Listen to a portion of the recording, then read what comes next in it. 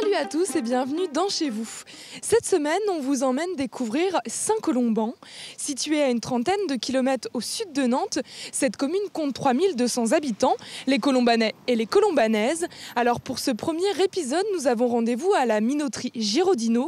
Ce moulin existe depuis le XIVe siècle et dans les années 50, il a été racheté par la famille Girodino. Ici, on fait bien sûr de la farine bio, mais aussi de la farine conventionnelle. On nous attend pour faire une visite.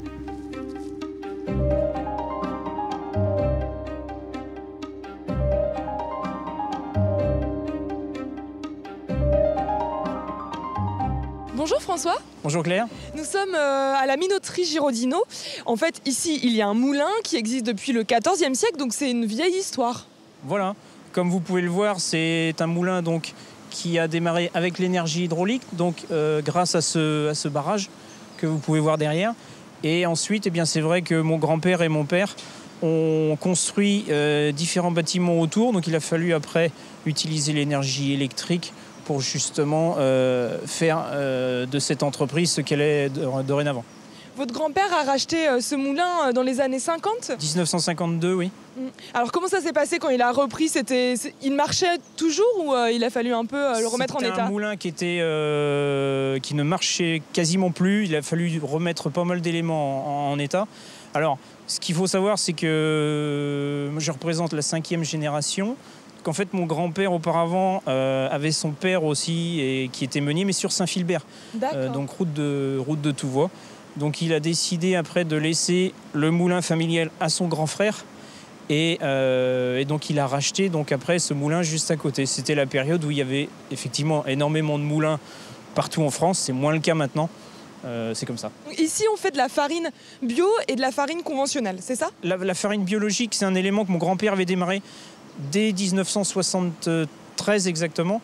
Actuellement, ça ne s'appelait pas bio. Le bio n'existait pas à ce moment-là. Maintenant, ça fait partie des personnes qui ont peut-être vu avant tout le monde, qui avaient des erreurs et qui avaient des choses qui étaient compliquées, qui devenaient compliquées en agriculture. Et on n'a pas lâché, même dans les années, mon père dans les années 90, où tout le monde lui disait ça ne sert à rien et tout.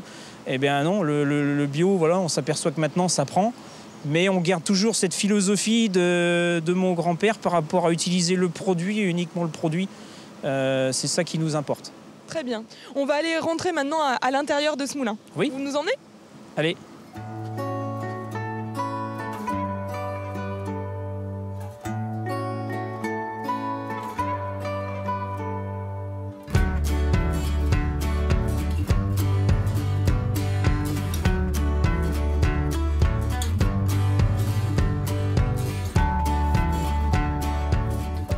François, là nous sommes à l'intérieur de la minoterie. Alors comment ça marche une minoterie ?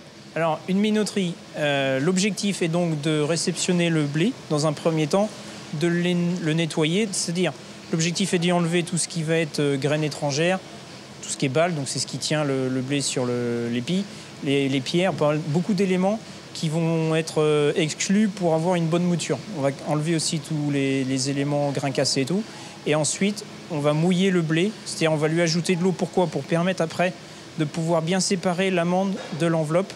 Cette amande, ça va donner la farine, c'est ce qui nous intéresse.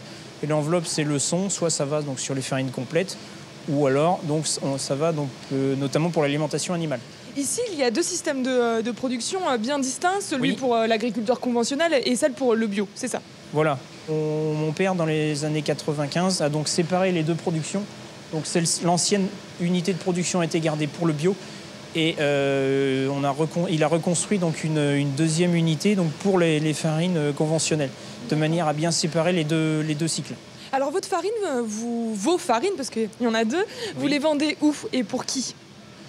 Donc on les vend uniquement aux artisans, commerçants, métiers de bouche, c'est-à-dire restaurateurs, crêperistes, et qu'on fait aussi beaucoup de blé noir, d'éléments comme ça. On fait aussi du seigle, de l'épeautre, de l'engrain, donc c'est du petit épeautre. Voilà, il y a beaucoup de céréales. Sur la Loire-Atlantique et la Vendée essentiellement, des fois ça déborde un petit peu sur certains secteurs. Donc vraiment vers l'artisanat, on a toujours orienté nos produits vers eux. Pourquoi ? Parce que derrière, on a un aspect qualitatif. On a une taille qui est somme toute très petite dans le monde de la meunerie et dans son ensemble.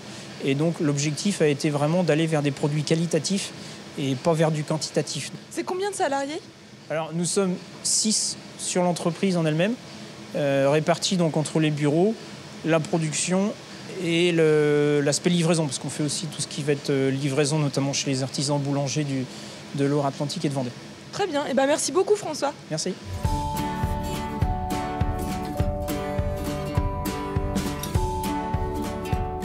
Chez vous, c'est fini pour ce soir. Demain, nous serons à la réserve naturelle des Cailleries.